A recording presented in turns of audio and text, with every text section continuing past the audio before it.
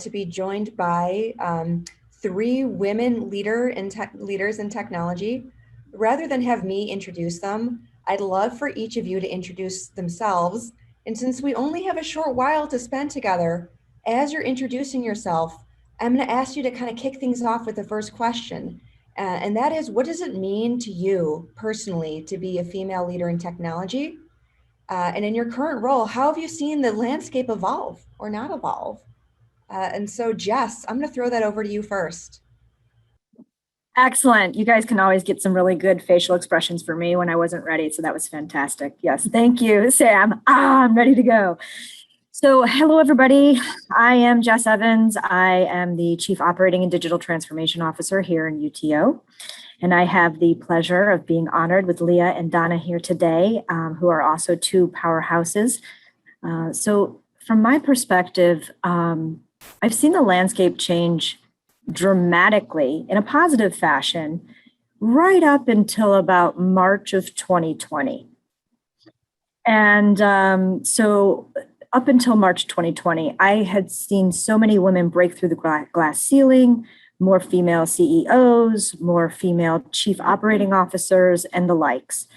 And specifically in technology, I've seen so many more women become CIOs and become champion CIOs. And that's extremely inspiring to me. Right around March 2020, in case any of you have been under a rock, there is this little thing called a pandemic. And what I've seen things go backwards for women. There has been a difficult time in this pandemic to balance childcare, families, work, and the likes. It's been extremely difficult. They've had to go back to teaching. And so what we're seeing now statistically is that their return to the workforce has slowed down. And some of them can't even come back because they have a dilemma. And so I'm really looking forward to in the future, hopefully in the near future, that as we start to pivot from pandemic mode to trying to figure out how to become in this new mode of operation, that we welcome those women back with open arms and just get back to this empowering mode of helping us find that balance and diversity throughout leadership and everywhere in the staff. So that's kind of where I'm at today. So it's gone forward and then maybe taken a couple steps back, but I'm really excited to be partnered with these ladies here today because I think between the three of us and anyone else in this room, all 373 of us who decided to eat lunch with us, we can make a difference and get that diversity back. I'm going to hand it over, or are you going to hand it over? You hand it over. I was just going to say thank you so much, Jess. And I think there's a greater level of awareness than ever before with research being published. Leah, I'm going to kick it over to you next. I see a lot of enthusiasm for you in the chat. That's just because staff are hilarious. But I'm Leah Lommel, Associate Vice President, Chief Operating Officer up here in EdPlus. We run digital teaching, learning technologies and ASU Online for the university. And I'm honored to be here. You know, some of you know I used to work in UTO, and it's just such a wonderful group of people, and we work so well together, and so really appreciate the opportunity. And I just think tech has evolved more because tech is now seen as a tool to help us with services. And I actually only ever love technology for what it does for the learner and what its ability is. And ironically, I'm in more meetings today where I never really worry about the technology. I worry more about the processes and what have we figured out for students or not. So I think we've evolved quite a bit. And I'm hoping, to Jess's point, while it's been sad to see so many of my colleagues have to leave the workforce during COVID, I think it's going to be a slingshot. I really think it's more women just pull back and we're going to let go and we're going to take off.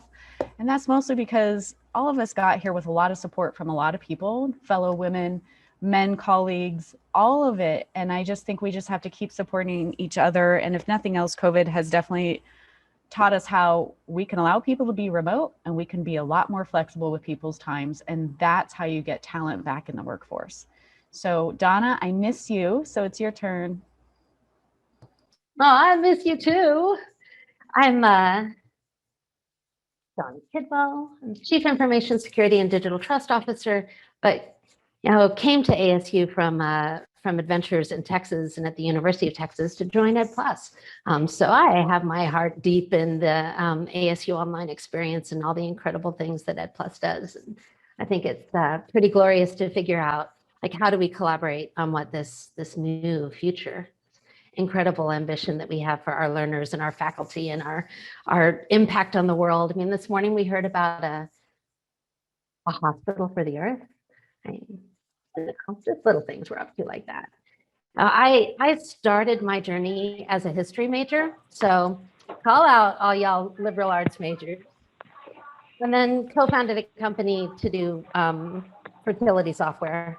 But it was 1990, and so that failed miserably. But I didn't know you could start a tech startup as a history major for a product when women didn't have computers in their houses. Like, I don't know, Warwick and I need to share some stories on how to do market validation, because I had no clue. But that kind of led to this, pretty fantastic journey of a third in the private sector, and then realizing in the private sector, if you have incredible relationships with people and you have incredible data around your business, and you have insight as to what you want those folks to be able to aspire and create, like, education is kind of the sweet spot for all of that. And so the last third of my career has all been in higher ed, and how glorious. See, to the question, like, what's changed? I am still surprised at how far the road is. And I think that's just an ongoing lesson. Like, you think you've tackled a battle, and then you're like, oh, the problem was deeper. Or you think that you've gotten success, and that success then leads you to see the next mountain ridge. And you're like, oh, this mountain's awesome. I've just barely touched the Rockies. And that's, both an adventure and a glorious thing, but it's also, I think, a piece of where you just have to think about resilience and think about who are you surrounding yourself with? Like, who are your partners in making this happen? And then work together to really figure out how you're going to climb that next mountain. I think I see you starting to build a bridge from the historical perspective to what comes next and what we do. So the next submitted question is actually around future generations and this notion of intergenerational leadership, even, which has been serviced a lot lately at UTO and the IT community. So this question may be for all of you. Leah, I'll pass it over to you first. What is your hope for incoming generations? And what advice would you give to them aspiring to do what you do? I stole this question when I saw it come through, because there is nothing that gives me my own personal joy somewhere along the career path. I no longer cared about my own career, and I care more about seeing everyone else's career take off. And I think in the next generations and really as people reskill themselves, right? We have to remember people new to tech don't always come fresh from college or whatnot. We all take different twists and turns and everything else. So I think the biggest thing right now as we look at the next generations is we just all have to remember to have each other's backs, that it is not a competition. It is not a competition between men and women. It is not a competition between females. There are no mean girls allowed in this business whatsoever. And so I just think for the next generation, it's just that constant support and remembering to pay it forward no matter where you're at in your career, because it always comes back in droves for you. And I think always bettering yourself is the other thing. You're never too old to relearn things or to kind of change your perspective. Read, listen to podcasts, take classes every so often. And, it's not like you just have to hurry up and be done. One of my favorite quotes is, life isn't about the destination, it's about the journey. And when I think of that, and I do a lot of yoga now, because as you get older, you get more anxious and stressed out in life, and you have to find coping mechanisms, as many of you know, and that's okay. So just embrace yoga or mindfulness now before it gets you to a bad spot. But I'm always like, because you know what the destination of life is? It's death. So geez, pay it forward, have some fun with what you're doing, and just make the most of it, because I will tell you, I know so many of you on this session today, and I have just enjoyed working with you and appreciated what you've done for me personally, and how some of you have grown in yourselves and your careers. It's just been a joy to watch. So that's my words. Donna or Jess, you want to add more? Yes, I do. I was looking at Donna first to see. Yeah, I saw your fingers. So looking at you. Okay, sorry. All right, I'll go. So Leah, how beautifully said. I genuinely appreciate that perspective, which with the definition of the destination. You're right. And so it's all about the journey. It's such a beautiful metaphor for all of us. And as new generations come along, and I see Jacqueline has contributed a kind of quasi-similar topic, if you feel stuck and stagnant, I'm going to tie it all in together is there's a lot of people out there that want to see each and every one of you aspire to whatever you want to be. It doesn't matter who you are. It doesn't matter where you came from. It doesn't matter if you've been in tech forever or not. If you have aspirations that are higher than where you currently are, seek those out who have the position that you want. Talk to them. As Leah said, it's not about us. It's about helping everybody else achieve their goals.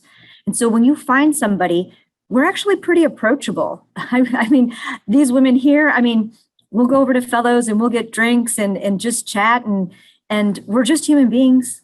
We're the same as you. We're no different. Come chat with us. Ask us how we got here. Yes, we'll share our blood, sweat, and tears stories and, the trials and tribulations of everything that we had to overcome. But the point is we overcome it. And if you're not sure how to do that, we can help you with that. Because if you want to overcome it and you're just not quite sure where to turn, that's what we're here for. And being a senior leader, it's most important that you value that because it's all about the team you build. It's all about the people you empower. It's all about helping those. If you see someone on the ledge teetering, pull them back. Hey, I'm here for you, right? So that's what it's about. So if you're stagnant or you're not sure where to go, reach out. Last time I checked, ASU's a public institution and we're not hard to find. Reach out to us. My calendar is open to everybody in the ASU. Put some time on my calendar. I'm happy to help you guys. That's what I love about my job is being able to help those achieve what they think is not achievable. Donna? Oh man, how do I follow these two up? Like this is a really fun lunch. I want to, I guess maybe go back, Sam, to the intergenerational part of that, and to appreciate that. If I look across my career, I'm not surprised by the narrative, but I couldn't have guessed the narrative. I wouldn't have said this is going to be that path. And frankly, some of the jobs that we're hiring for now totally did not exist at the point where I would have thought, oh, this would be a neat job, but the role didn't exist at all. So when we think about intergenerational leadership, if you're coming into this space, if you're a few decades ahead of where I am now, the roles that are going to be available to you are ones we are co-creating right now. Your opportunity is really to kind of step back and say, what does my contribution look like when I match it to the problems that I see? And then how can I take that contribution and then turn it into a great role, a great piece of a team, the next great project? So it's more about that, kind of being personally entrepreneurial and thinking around how your contribution fits. And frankly, that is in some ways, I think, almost more fun for me now looking backwards. And by that, I mean, there's so much to learn by how quickly things are moving, spending some time in technologies that for the most part are the ones that my 20-year-olds are in, and really figuring out, okay, so what's happening in those modalities? How's that shifting the way we have conversations and collaborations? So that learning kind of goes through the entire spectrum, right? I have as much to learn by the generations that are coming up as anything that I've learned along the way. Excellent. Thank you so much for sharing your perspectives. This notion of co-designing is clearly resonating. It's going to take collaborating with each other, collaborating with allies. I got actually a private question asked just based on someone's personal experience, and this ties very much to this topic, I believe. I'm the only woman in my work group or area and haven't been able to find mentorship. I feel left out of career advancements because of that. Is there something like that in ASU where we could find female IT mentors, or what would you recommend as a path forward for coaching? Anyone is welcome to answer that. I think first, sometimes it's better to find people you admire and respect, but maybe don't work with every single day. And most of us would be more than willing to have a conversation with people, and just that sometimes that conversation and a reminder of what you're really good at. You know what I mean? Sometimes we get so down on ourselves, and then we are looking for those outside people, and sometimes that validation to just walk through, like, where are your strengths or something. Just, again, maybe someone you don't work with every single day, but someone you admire, or even a colleague. Sometimes our mentors don't necessarily have to be a higher level than us. I mean, to Donna's point, some of the people that I learn the most from every single day are, you know, people that are coming up and comers, and I just am wowed by their ability. So I just soak them in as much as I possibly can. Other thoughts? I think I see Jess going off mute. I just happened to beat Donna this time, that's all, because we were both doing it. This is such a critical question. It was something that for me as a young executive many moons ago at IBM, I struggled with greatly. Every day when I would be at that table, I'd be the only female. I'd have men go, hey, sweetie, can you make me some copies? I go, actually, this is my meeting, but I can have my secretary do that for you. Right? There's just an assumption that, you know, you're not meant to be there. Now, the good news is 20 years has gone by and we are in a much better place. Thank God that doesn't happen as often. But I really needed someone to help me. How do I deal with that? How do I get over that? How do I break through? So if you find, to Leah's point, it doesn't have to be someone who is in a chief role. It needs to be somebody that you admire and that you align with their values, and they can help you along and let you be the person that you are and be comfortable in your skin, and then figure out, where do you want to go when you're comfortable in your skin? You don't have to be somebody you're not, and you got to find that right coach, that mentor, that advocate to help you blossom and grow into who you really are, and empower yourself to love yourself and be good with yourself and stand in your own power. You don't have to be anything other than yourself.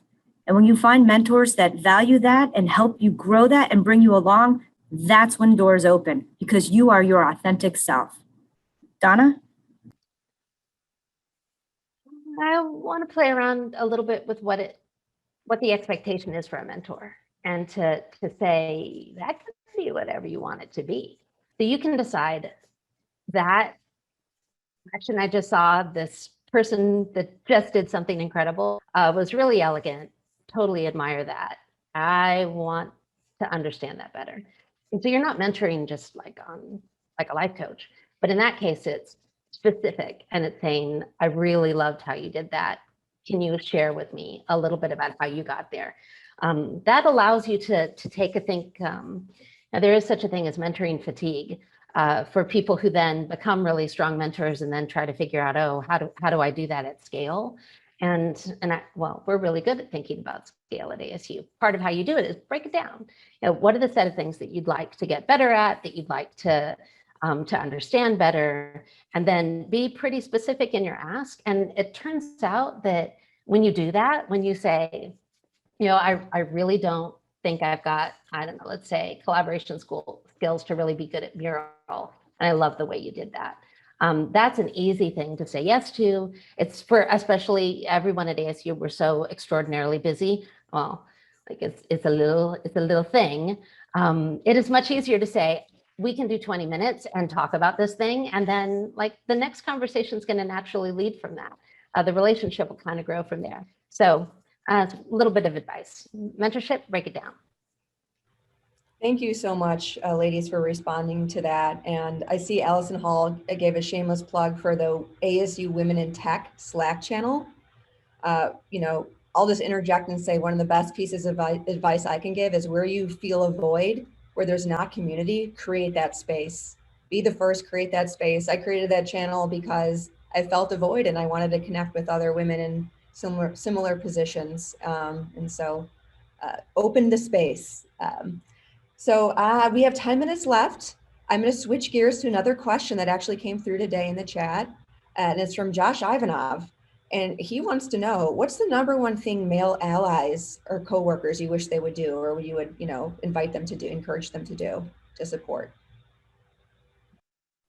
Ooh, I've got one.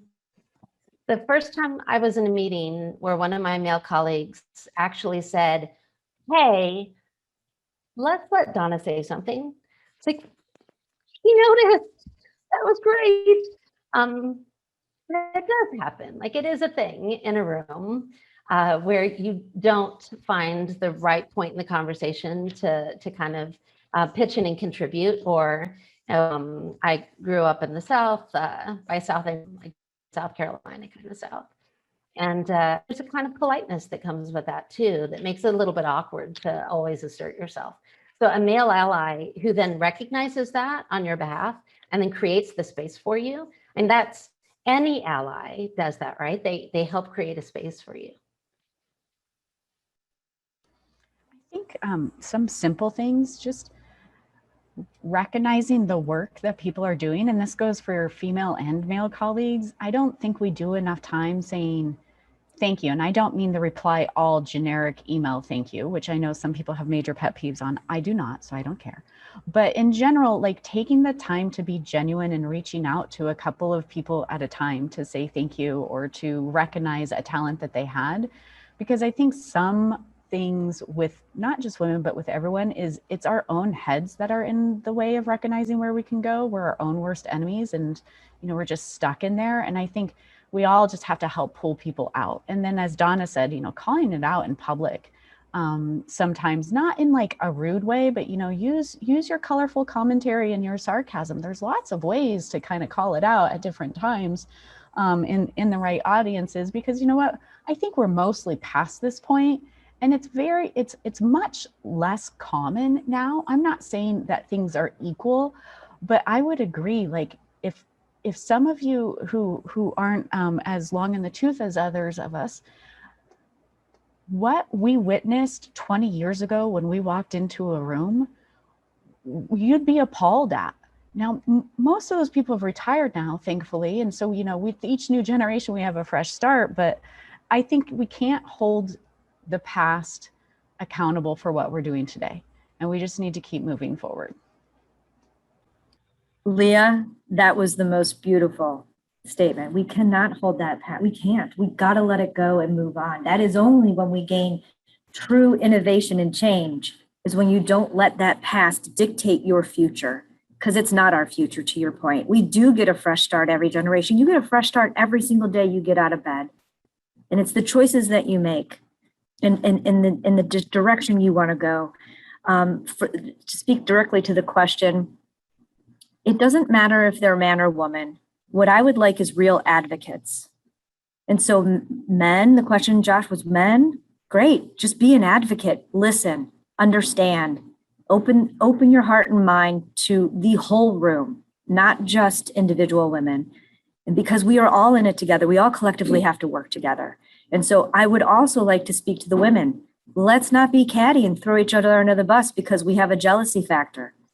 Guys, we have to help each other be successful. It's both men and women of all ethnic diversities. We all have to put those blinders aside and say, we're all in the room here for a reason. Every single one of us.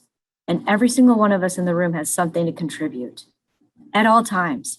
And when you have the value proposition of walking into that room, recognizing that everyone in that room, regardless of who they are, where they came from, has something of value to add, and you work from that place, barriers get broken down. From breaking barriers to not burning bridges to building bridges, I think I'm seeing a lot of themes come up here. One last question from the chat, and then I'm going to pivot to a final question from the submission form. This one also comes through anonymously. Is there something about the IT community culture that makes experiences and opportunities for women better or worse than other contexts? How would you say? Some of you have been in other industries, so what would you say there? I think technology is pretty pervasive. Like there's not many areas you can go to where technology is not a key part of it. So I do think there's a better understanding of technology. Before, it was a very misunderstood space. And it's still, trust me, I've been to especially some marketing technology meetings that are way over my head. But I'm just saying that I don't think we always have to see that if you're in technology, it's considered this really weird alien thing. It's a critical part of how it all comes together and how we've all stayed connected pretty much exclusively for the last 15 months. And I just think we need to embrace technology as a form of everything we're doing and not see it so much as this crazy thing that nobody can understand. Because I will say there's nothing that annoys me more than when a true hardcore technologist gets in a room and use their brilliant talent to hold people hostage in the room, right? Like we all have to learn to come together in our language and understand as much about the business and the processes as we do about the technologies. And so I just think it's just this two-way street, and technology isn't this separate thing. It is a daily part of what we do. Yeah, I agree there. And that has changed over the last few decades. The technology is so much more ubiquitous, and it is so much more accessible, and we have so many more ways of learning how to master it. So it's no longer a set of things that there might be a handful of books on, and there may be 2 or 3 people that are really, really good at it that that you could mentor with. We're in a completely different world where you can now pretty readily go online and learn all sorts of things, from our own institution included. So that's ubiquity has kind of made playing field a little bit more level. I will say, though, that not all industries are created equal in terms of that access, to kind of go at some of what you were alluding to in your question, Sam. And so it really does help, regardless of where you're at right now, where you want to go, and which industry you're in, to have a real sense of who you are and how you want to contribute, like what your superhero talents are and how you could then better yourself to improve your contribution. And then the rest of it kind of shakes itself out. And frankly, if you do encounter, as a person, you do encounter a culture that is challenging, I think it's just best to be honest with yourself and ask, like, you might be working with jerks. That's the thing. That's happened to me. And I was like, yeah, there are other ways I can contribute without having to be in this environment with this particular set of things we have as our goals. My goals could be different, and go for it. So I think some of that is just being really centered and then figuring out how to navigate. Again, both of you are excellent. How do I add value to this conversation? You guys said it so well. So one thing that stood out to me was that in technology, we have the opportunity to work in any industry. Coming back to Leah's point, it's everywhere and pervasive. It's ubiquitous. Well, the good thing is that while technology may be its own industry, it's in every industry. The opportunity is infinite. And you cannot say that with every specific industry. Yeah, it's definite job security, right? Like, yeah, right? People should be pretty secure for quite some time. Yeah, whether you're male or female. And thank you, Leah, job security, exactly. And so if you're really looking at your technology opportunity, we're in technology in higher education. Now, I'm personally here because I value the mission of the university and where this university is going. And I think we give wonderful opportunity to researchers and students. And so that passion helps drive me and keep me coming back every single day. But it's also really nice to know that if something happened, my job is transferable to every single industry that is in the planet, and then maybe even beyond the planet. They're kind of working on that space station. I'm thinking depending on what retirement means, I might be able to work up there if I plan my cards right. I have no boundaries. And myself, that's where I operate from. I don't have boundaries. There are no boundaries, and I'll make my own path. And because I'm in technology, I have way more choices than everybody else. So I think you have a lot of options, and it's one of the best places to be, and it's only going to get better. Hey, thank you all so much. I can't believe we're at the end of our half an hour together. We have 1 minute. So what I'll do is I'll ask a final question that kind of looks out towards the future, and just ask you to boldly try to be as concise as possible, kind of give a few words. The question to leave us on a future note is, what's the future intersection of technology and higher ed? What comes next? Donna. We are creating that future right now. Everybody in this room, all the projects that you have, the things that you're thinking about as we go into the next fiscal year, we are creating it. So let's get in those guilds, let's really start figuring out where we need to reach out and collaborate across our different organizations, because that is happening now. Yep. Thanks. You're only bound by the limitations you put on yourself. So there is no limitation. I'm going to go back to boundaryless. We have every right to do whatever we see fit. I mean, I don't mean command and control. I mean, truly, like, let's be creative and be innovative, and let's create our own destiny. I think we could tie this back a little bit to the ASU charter, where we measure ourselves by inclusion, not exclusion, but also the communities we serve. And I think it isn't just higher ed and technology. I think higher ed and the technologies we produce are driving a lot of changes in the education industries, but also a lot of industries. Do you know how many corporate partners reach out to us for help on how they do training and education internally? Like, we aren't just driving the future of higher ed, we're driving the future of learning globally. And I think ASU, especially in what we've done with our technologies and our ability to scale and have outreach, is definitely changing everything. So I just think we're going to see more of that. I think more and more companies are going to come look for partners to help them advance what they're doing, because education is the only way to get fulfillment out of life. Well, I love it. Thank you so much. Everyone, please join me in giving whatever the Zoom version of a standing ovation is to Leah, Jess, and Donna. It's been a pleasure spending this half an hour at lunchtime with you. Thank you all so much. Really appreciate your time. I will pass the baton back over to Christine. Thank you for the next. Thank you, everybody. I appreciate your time. You guys, it was great. Great questions.